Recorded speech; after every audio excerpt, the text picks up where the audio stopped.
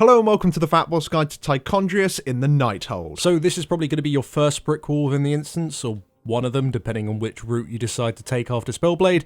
But Tichondrius, let's talk about him. So he is definitely one of the more challenging encounters when it comes down to your healing. It's a lot of burst damage going out, especially on Heroic. And to add on top of that, there is a relatively high damage requirement as well. But providing you don't really have any deaths, and of course you're not going to have any because you're going to watch this guide and you're going to understand all the mechanics, you shouldn't have too many issues unless you're seriously undergeared.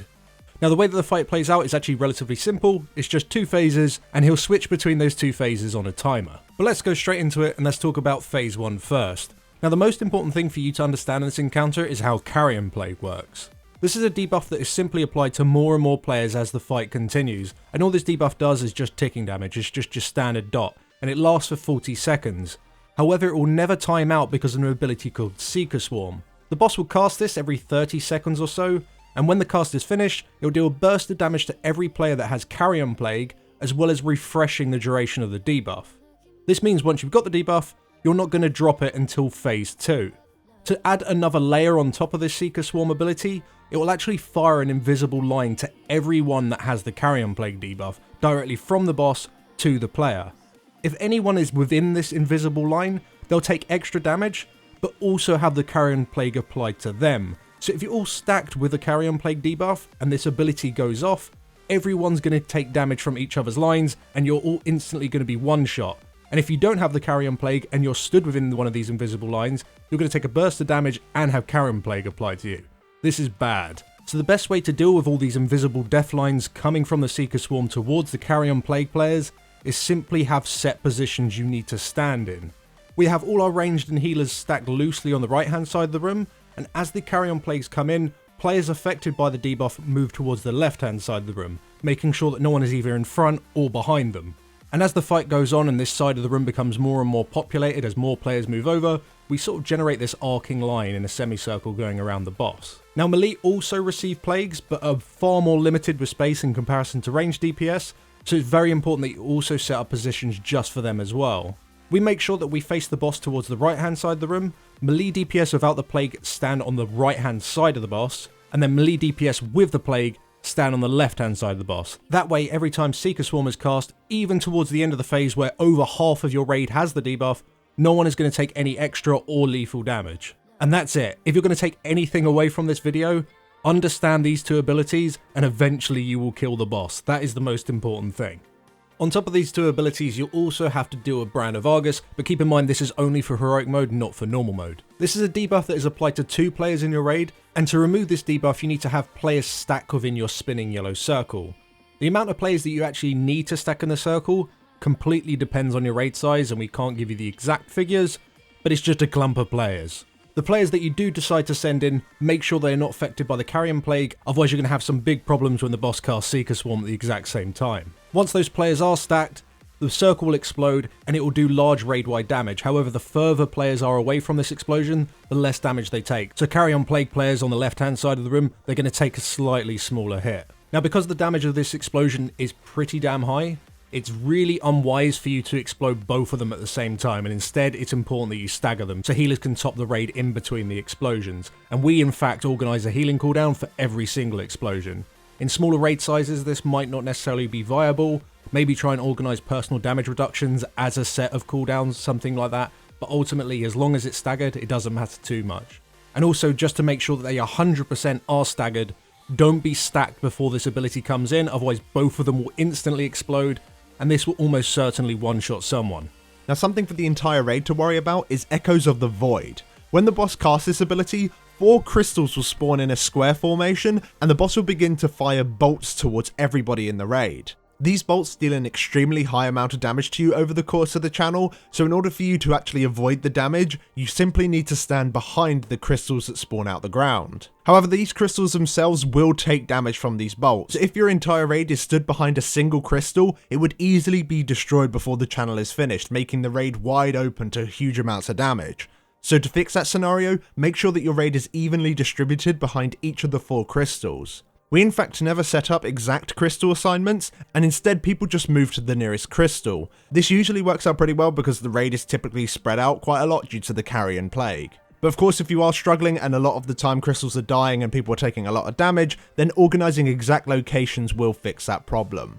Now the last bit of information for you to know about in this phase is for your tanks and really for your DPS. The boss will occasionally brand the tanks with Feasts of Blood. This will spawn 3 Tainted Blood adds that will fixate the tank and begin to melee hit them. Now these adds have a huge leech bonus that essentially makes them heal for a massive percentage of the damage that they deal to you, and this effect is super strong when they're within 30 yards of the boss. So the moment that you're hit by the Feast of Blood, have your off-tank taunt Tichondrius to keep him in place, and you need to kite the bloods 30 yards away from the boss so that their leech bonus drops. And have all of your ranged DPS swap onto them and kill them off, then move back to the boss and wait for the next set. This does come in very frequently and it's super easy to fall behind on these bloods, to the point where it might even be worth assigning very mobile melee DPS to even go out and attack them, such as Demon Hunters. They're exceptionally good at killing multiple adds with things like I-Beam. Just make sure these adds die. This whole fight, apart from the Carrion Plague, for your DPS is kill the adds, then go on to the boss. That way, you keep on top of everything and nobody falls behind. And that's all you need to know for phase 1. After you've dealt with all those abilities, eventually the boss will cast Illusionary Night, and this is when he'll transition into phase 2. The moment the cast is over, you'll enter a dream world and the boss will explode into bats. And these bats will continue to spawn at an ever increasing rate over the next 30 seconds. These bats need to be picked up and you just gotta AoE them down. As the bats start to die off, they'll start to drop pink orbs around the room. When a single player runs over the top of one of these orbs, it will consume it and give that player a buff, increasing their damage and their healing by 30%, as well as increasing their mana regeneration. This buff lasts for the entire phase, and then will last a further 30 seconds once the phase is over. As a rule of thumb, it's a great idea to prioritize healers for these orbs. The regen will really help them, as most of their mana has already been spent burst healing during phase 1. That said, even in a 30-man raid, it's entirely possible for everyone in the entire raid to get the buff. The quicker you kill the bats, the faster they'll spawn, the more orbs you'll get, the more buffs you'll get. That's how you need to look at it. So kill the bats fucking quick and just pick up orbs. That's all you need to do in this phase, apart from that there's green fire going across the room. If you're caught by this green fire, you are stunned, you take some damage. It doesn't help anyone. The healers are trying to chill out at this point, trying to get their mana back. You getting stunned and taking this damage doesn't help. And also, like we said at the start of the guide, in this phase, this is where Carrion Plague will time out. And as soon as the phase is over, you'll go back into phase 1, you'll now have 30 seconds of the buff, and the fight just repeats from this point onwards.